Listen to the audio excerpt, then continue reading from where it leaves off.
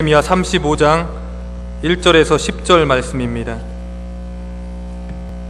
예레미야 35장 1절에서 10절 말씀입니다. 구약성경 1109페이지 정도에 있습니다. 예레미야 35장 1절에서 10절 말씀. 우리 찾으셨으면 한 목소리로 같이 교독하도록 하겠습니다. 유다의 요시야 왕의 아들 여호야김 때에 여호와께로부터 말씀이 예레미야에게 임하여 이르시되,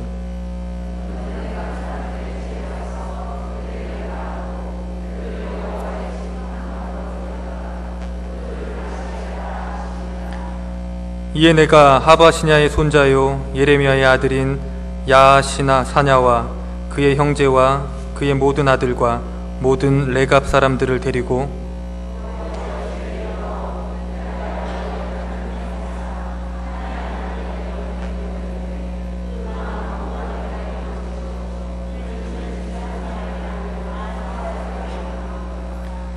내가 레갑 사람들의 후손들 앞에 포도주가 가득한 종자와 술잔을 놓고 마시라 권하매,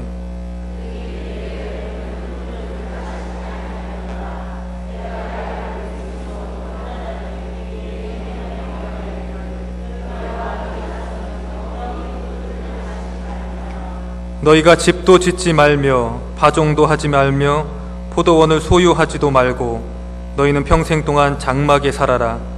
그리하면 너희가 머물러 사는 땅에서 너희 생명이 길리라 하였으므로,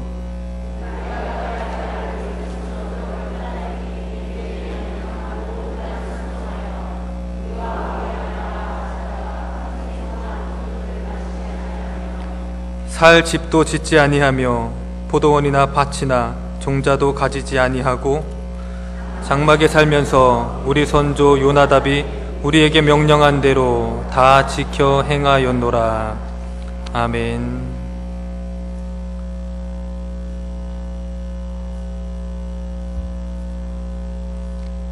오늘은 예레미야 35장 1절에서 10절 말씀을 가지고 믿음을 살라라는 제목으로 여러분들에게 말씀을 전하도록 하겠습니다. 지지난주에 이사를 와서 지금 아직 짐도 다 풀지 못한 상태에서 사역을 하다 보니까 참 정신이 없는 부분도 있고,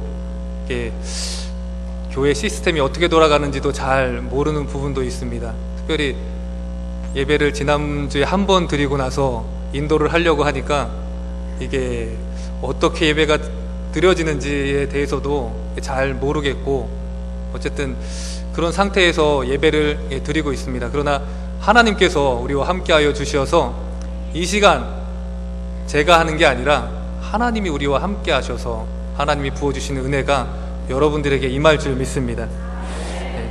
저는 강원도 철원에서 태어났습니다. 딱 봐도 아시겠지만 생긴 게 강원도 사람처럼 생겼죠. 참 구수하게 생겼다고 많이 말을 들었습니다. 제가 강원도 철원에서 그렇다고 강원도 사람이 다 이렇게 생겼다는 건 아니고요. 세련되게 생기신 분들도 있습니다. 제가 강원도 철원에 살았던 이유는 저희 아버지가 직업 군인이셨어요. 그래서 아버지가 복무하시던 곳이 철원에 있는 육사단이라는 곳에서 근무를 하셨기 때문에 제가 그곳에서 태어나서 어린 시절을 그곳에서 이렇게 보냈었습니다. 아버지가 군인이시다 보니까 참 좋은 점도 있었지만 안 좋은 점들도 있더라고요. 그게 뭐냐면 아버지가 부대 안에서만 군인 정신을 발휘해야 되는데 집에까지 오셔가지고 군인 정신을 발휘하시니까 이 아들 된 입장으로 너무 힘들더라고요. 그래가지고 저희 아버지는 아침에 기상을 일찍 시킵니다. 군인처럼. 그래서 아침에 일찍 일어나서 무조건 식구들은 같이 밥을 먹어야 된다면서 아침에 막 6시에 일어나서 밥을 먹게 하고 막 그랬던 적이 있습니다. 어린 마음에 귀찮잖아요. 너무 아침에 일찍 일어나니까 그 밥이 코로 들어가는지 입으로 들어가는지도 잘 모르겠고, 그래서 안 일어나려고 별짓을 다 해봤어요. 그 이불을 꽁꽁 싸매고 막 자고 문 잠그고 자고 막 그랬었는데 결국은 아버지가 뭐 깨워서 일어나게 되는데 저희 아버지는 그냥 깨우지 않습니다. 저희를 막 깨울 때 기상나팔 소리를 막 입으로 부시는 거예요. 빰빰빰빰빰빰 빠라빰빰빰빰 이걸 하면서 온 집을 돌아다니시면서 기상하라고. 안 일어나면 입을 덮어가 해가지고 귀에다가 대고 막 그렇게 소리 지르시면 누가 안 일어납니까? 그렇게 하는데. 그래서 일어나가지고 밥을 먹는데, 사실 일어날 때 좀 힘들지 밥을 먹게 되면 이게 또 가족끼리 또 오늘 해야 할 일들, 학교 가서 잘해라 이런 부분에 대해서 아버지가 얘기해 주시고 그러면 굉장히 밥 먹을 때는 참 좋았습니다. 아버지가 군인 정신을 갖고 계시지만 자상하셨거든요. 그래서 가족이 참, 저희는 평범하지만 참 화목한 가정이었습니다. 근데 그러던 어느 날 제가 처음으로 학교에서 혈액형 검사를 받아서 결과를 가져온 날이었어요. 참고로 저희 집은 저희 아버지부터 해서 저희 어머니, 저희 누나가 다 A형이었어요. 근데 제가 결과지를 받아왔는데 B형이 된 거예요. B형. 그러니까 저희 집이 막 난리가 났죠. 6.25 때 난리는 진짜 난리도 아니었어요. 굉장히 큰 일이 벌어진 거예요. 그래서 저희 아버지가 저희 어머니한테 따지듯이 막 묻고, 이게 어떻게 된 거냐고, 왜 우리는 다 A형인데 얘만 B형이냐 그러면서 막 그랬는데, 저희 어머니는 이렇게 황당하죠.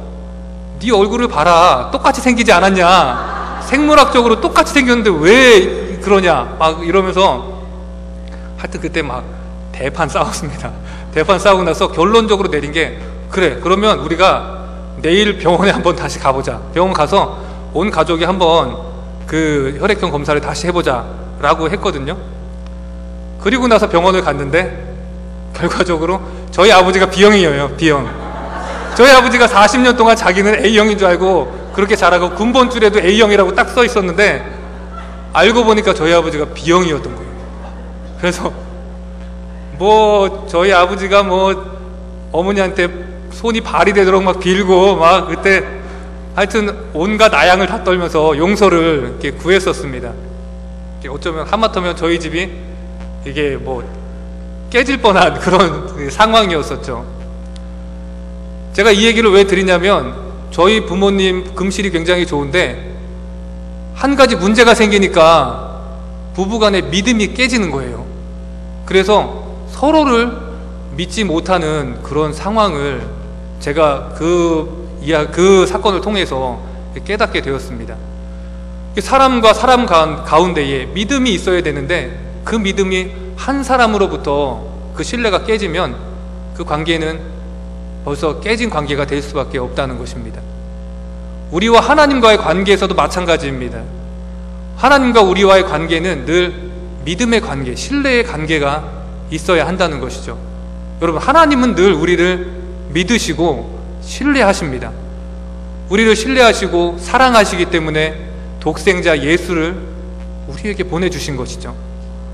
하지만 우리는 어떻습니까? 여러분들 한번 가슴에 손을 얹고 이렇게 생각을 해보십시오. 늘 우리는 하나님을 신뢰한다고 입으로는 말을 하지만 우리의 삶을 통해서 보면은 우리는 늘 이쪽도 기웃대고 이쪽도 기웃대고, 귀가 얇아가지고 이쪽에 홀깃 저쪽에 솔깃, 그러한 삶을 살아갈 때가 너무나 많다는 것이죠.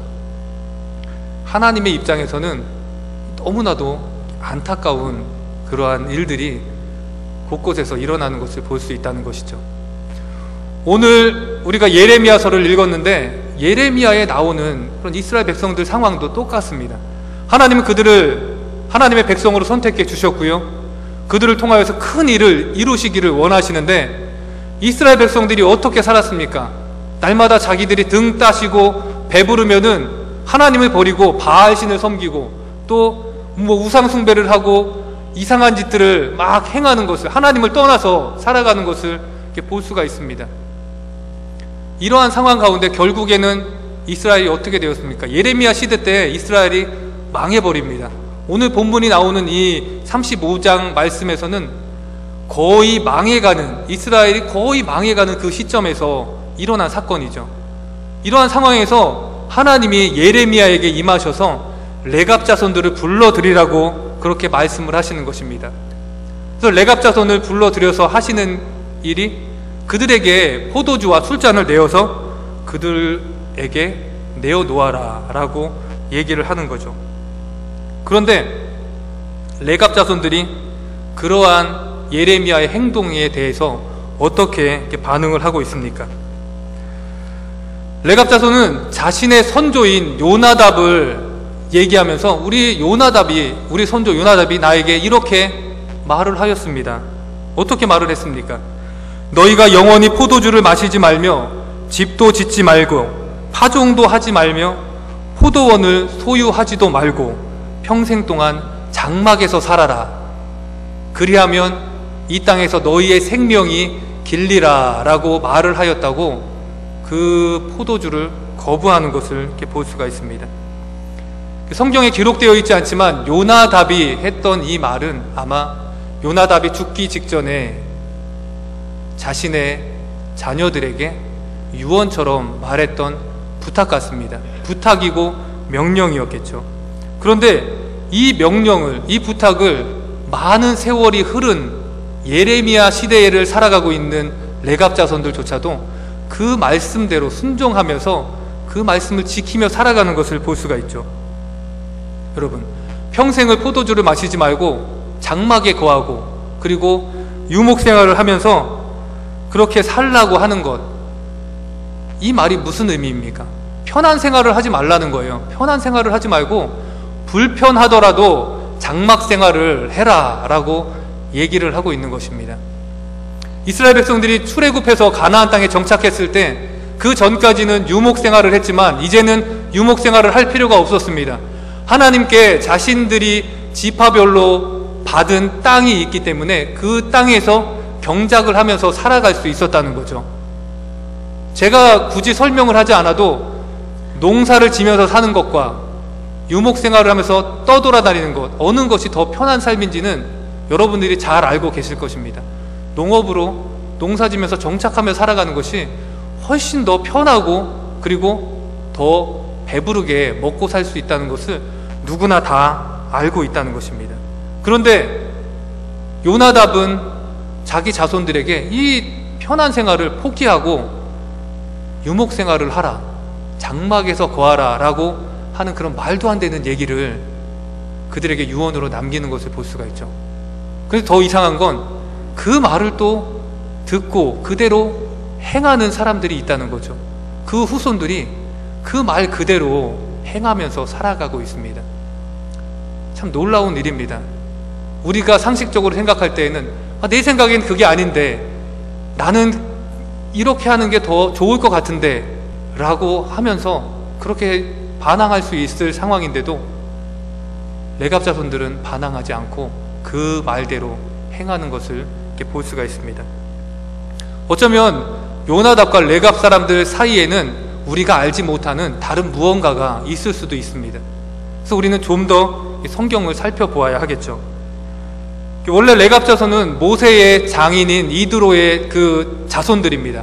겐 족속이라고 하는데 그 겐 족속의 한 부류가 바로 이 레갑 자손이라는 사람들이었습니다. 이들은 출애굽할 때 이스라엘 백성들이 가나안 땅으로 들어올 때 같이 들어온 이방 민족들 중에 한 민족이었죠. 그렇게 따지니까 이 사람들은 이스라엘 사람들이 아닙니다. 이스라엘 사람들이 어떻습니까? 자신들만 하나님께 구원받은 사람이고 이방 사람들은 배척하는 사람들이죠. 그러니까 좀 이들은 모세의 사돈이라는 거 빼놓고는 어찌 보면은 이스라엘에 끼지 못한 채 살았을 수도 있습니다. 이러한 레갑 자손들 가운데 특별히 레갑의 아들 요나답이라는 사람이 있었습니다. 이 요나답은 이 레갑 자손들의 신앙의 선조였습니다. 요나답에 대한 기록은 열왕기하 10장에 보면 잘 나와 있습니다. 예후가 이세벨과 아합 왕조를 무너뜨리고 다시금 그가 왕이 될 때 예후가 같이 나와 함께 이스라엘을 위해서 일을 하자라고 부탁했던 사람이 요나답이라는 그런 사람이었습니다. 예후가 누굽니까?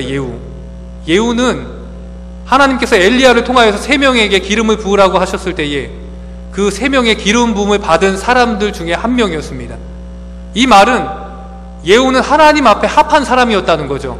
하나님께서 이 예후가 이스라엘의 왕이 되었으면 좋겠다라고 할 정도로 예후는 하나님을 따르는 그런 사람이었습니다. 그래서 처음에 예후와 요나답이 같이 그 종교개혁, 그 왕권개혁을 일으켰을 때에는 참 많은 일을 이뤘습니다. 이세벨을 제거하고요, 그리고 바알과 아세라상을 다 없애버리고 바알 선지자들을 다 없애버리는 그런 일들을 행했습니다. 하지만 거기까지였다는 거죠. 거기까지. 한 발자국을 더 내딛어야만 함에도 불구하고 예후는 그 한 발자국을 내딛지 않았습니다. 그것이 무엇이냐면 베델과 단에 있는 금송아지 신상이었습니다. 그것은 그대로 놔뒀다는 거죠. 다른 것들은 다 제거했지만 그 금송아지만은 제거하지 않았습니다. 이 금송아지가 하나님이 보시기에는 악의 근원이었는데 예후가 생각하기에 내가 봤을 때 저거는 남겨둬야 될 것 같아. 왜냐하면 금송아지를 없애는 순간 이스라엘 백성들은 예루살렘에 가서, 남유다가 있는 예루살렘에 가서 예배를 드려야 하기 때문에 그렇게 되면은 자신의 왕권이 흔들릴 것 같다는 그런 생각을 하게 된 것이죠. 그랬기 때문에 금송아지를 없애지 않았던 것입니다. 예후의 모습이 어떤 모습이십니까?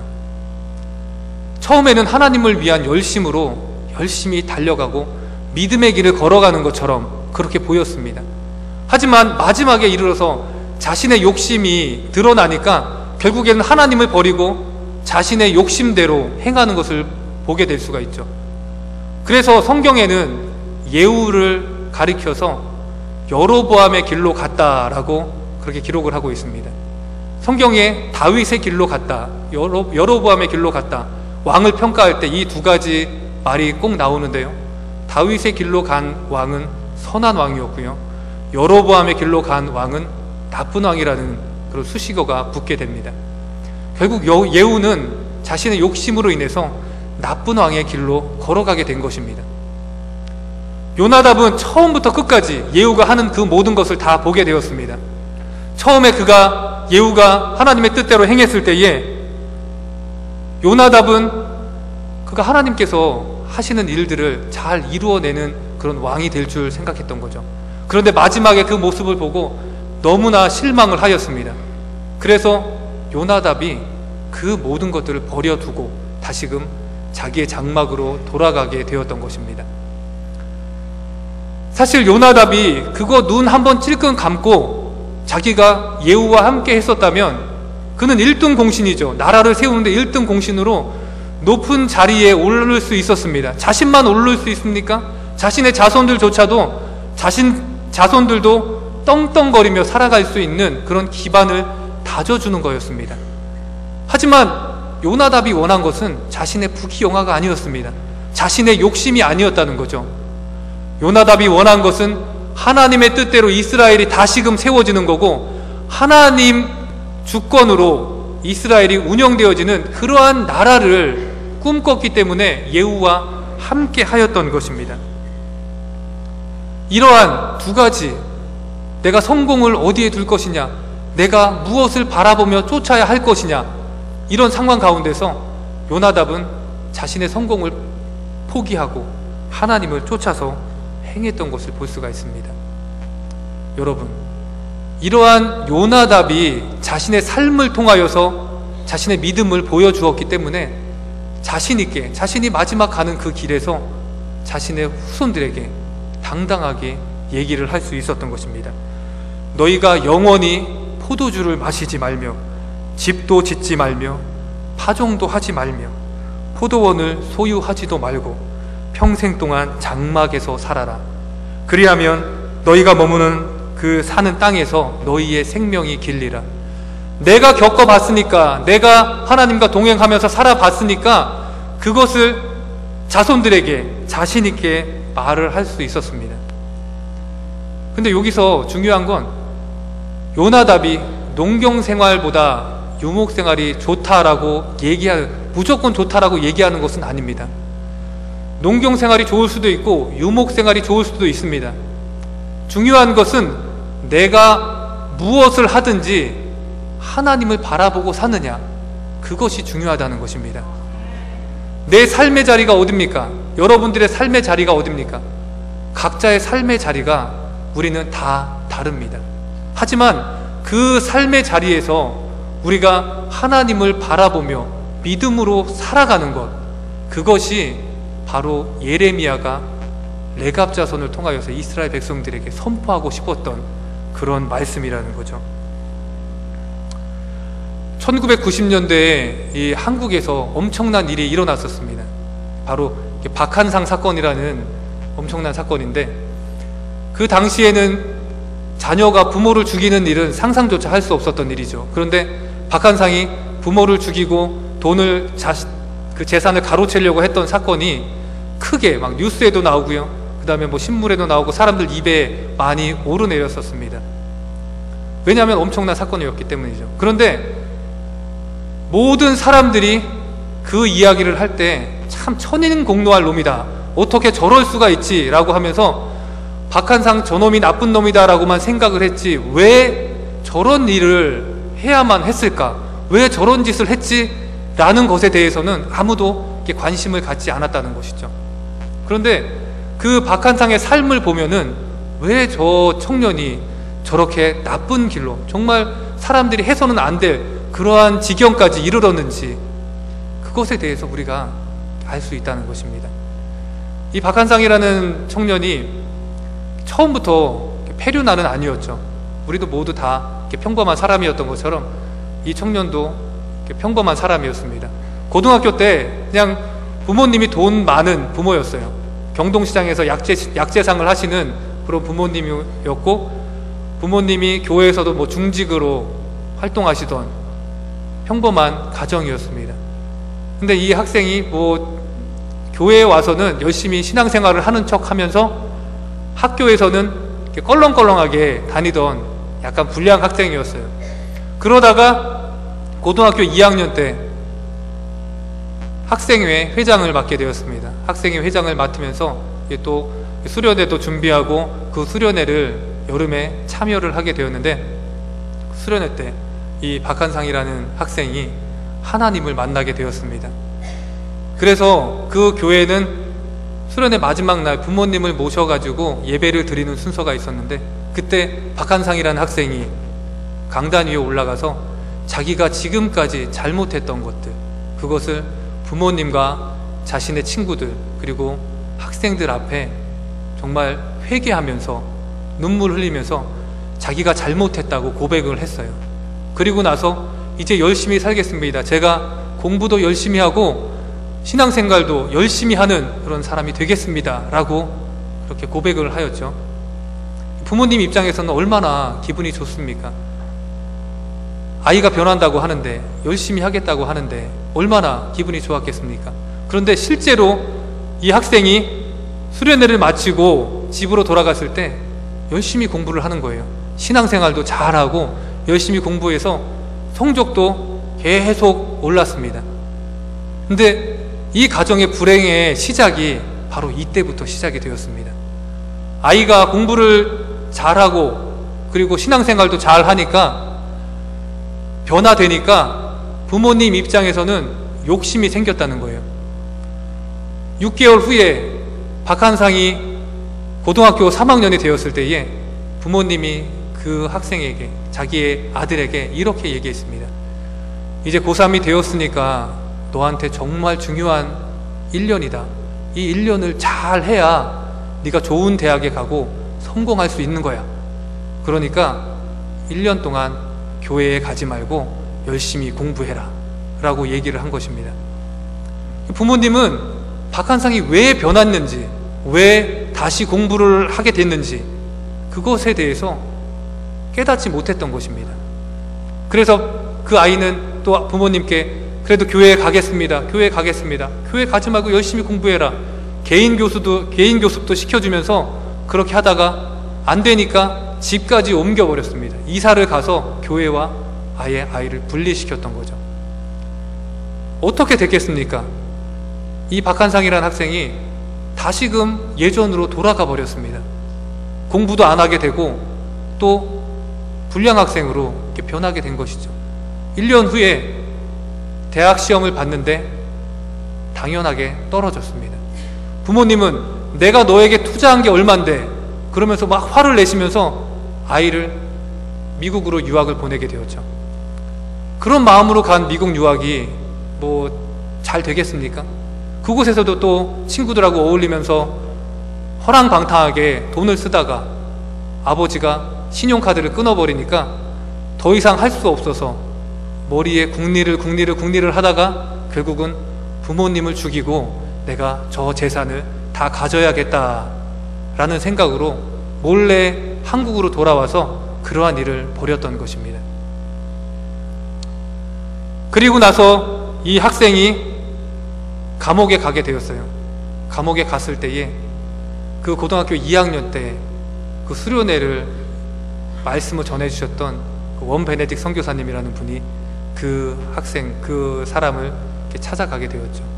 그래서 면회실 앞에서 이렇게 면담을 하는데 그 박한상이라는 그 사람이 그 선교사님 앞에서 눈물을 흘리면서 이렇게 얘기를 했다고 합니다.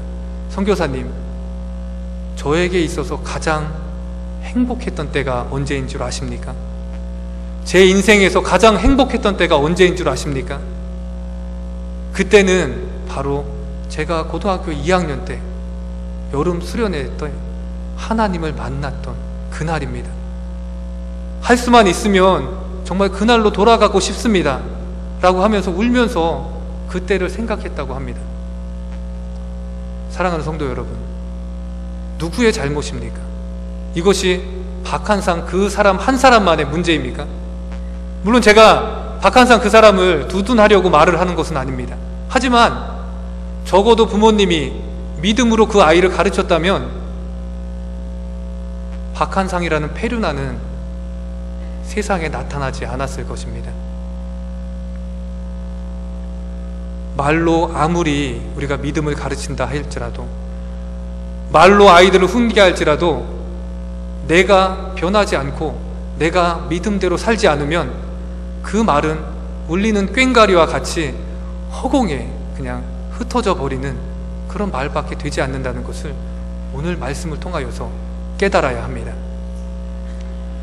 예레미야가 왜 레갑 자손을 통하여서 이스라엘 백성들에게 이 말을 하려고 합니까? 봐라, 너희들이 한번 봐라, 너희들이 멸시하던 이방 잡족 출신인 레갑 자손들조차도 요나답이라는 사람이 자신의 선조가 했었던 그 말 한마디에 지금까지 그 믿음을 지키면서 살아가는데 너희들은 뭐냐? 너희들은 하나님의 택하신 백성이라고 하는 너희들이 왜 하나님을 섬기지 않고 하나님을 믿지 않고 딴 길로 가면서 그렇게 살아가느냐? 이것을 말하고 싶어서 예레미야가 레갑 자손들을 이렇게 불러들였던 것입니다. 우리는 이 말을 깊이 새겨야 합니다. 정말 내가 믿음으로 살아갈 때에 나를 통하여서 내 자녀들이, 내 주위 사람들이 그리스도의 길로 돌아온다는 것을 여러분 꼭 깨달으십시오. 오늘 읽지 않았지만 18절, 19절 말씀에 보면은 믿음으로 사는 그 사람이 그 길을 걸었을 때에 받는 축복에 대해서 18절, 19절 말씀에서 기록하고 있는 것을 볼 수가 있습니다. 그 말씀은 다른 것이 아닙니다. 말씀대로 믿음으로 사는 자는 하나님 앞에 설 사람이 끊어지지 않는 그런 축복을 누리게 된다고 기록이 되어 있습니다. 내가 믿음으로 살면 내 자녀들이 하나님 앞에 영원히 서게 된다고 그렇게 기록을 하고 있다는 것이죠. 우리 한번 느헤미야 3장 14절 말씀을 한번 보도록 하겠습니다. 우리 같이 한번 읽어보도록 하겠습니다. 분문은 베닷게렘 지방을 다스리는 레갑의 아들 말기야가 중수하여 문을 세우며 문짝을 달고 자물쇠와 빗장을 갖추었고, 이 말씀에도 보면 레갑 사람이 나옵니다. 레갑의 자손 말기야가 나오게 되는데요, 여러분 요나답이 활동하던 시대는 기원전 BC 8세기경입니다. 800년대, 기원전 800년대에 요나답이 살았었고요. 그리고 예레미야가 살던 시대는 기원전 600년도 그 시절에 살았었습니다. 그리고 마지막에 읽었던 느헤미야 시절은 기원전 400년 그때였습니다. 요나답이 800년에 살았음에도 불구하고 400년이라는 큰 개입이 있는데 그 후손들까지도 그 말씀대로 살아가면서 느헤미야가 성벽을 건축할 때에 그것에 동참하여서 하나님의 일을 행하는 것을 우리는 말씀을 통하여서 보게 되었다는 거죠. 한 사람이 변하면 그 사람을 통하여서 그 사람이 믿음으로 살아갈 때에 그 주위에 있는 사람들도 똑같이 믿음으로 살아가는 역사가 일어나는 것입니다. 예수 그리스도를 보십시오. 예수님께서 믿음으로 하나님의 일을 감당하였을 때에 그 감당하였던 모든 것들을 다 보상받은 것이 무엇입니까? 바로 우리 아닙니까? 우리가 주님을 쫓는 주님의 작은 제자로서 구원받은 자녀로서 그분의 길을 걸어가는 것이 아닙니까? 사실 믿음으로 산다는 것이 참 어렵습니다. 힘든 일이 될 수도 있고요, 고난의 길도 될 수 있습니다. 여러분, 한번 십자가를 한번 바라보십시오. 예수 그리스도께서 가셨던 그 길은, 믿음의 길은 십자가의 길이었습니다. 우리가 예수님을 본받는 그런 삶을 살아가게 된다면 우리도 믿음으로 십자가의 길을 걸어가야 합니다. 요즘 보면 우리는 십자가를 영광의 그 표시로 생각을 합니다. 교회의 마스코트, 십자가를 목걸이에 걸고 귀걸이로 하고 반지에도 끼고 참 멋있잖아요. 예쁘고. 그렇게 생각하는 부분들이 있는데, 그 당시 예수님 당시의 십자가는 저주의 상징이었습니다. 신명기에 보면은 나무에 달린 자마다 하나님의 저주를 받은 자다라고 기록되어 있을 정도로 이스라엘 사람들에게 있어서 나무에 달린 것은 저주의 상징이었습니다. 그러니까 나무에 달린, 십자가에 달린 그 예수 그리스도는 메시아가 아니라 정말 저주받은, 하나님의 저주받은 사람이었다는 거죠. 하지만 그것이 믿음의 길이었습니다. 믿음의 길.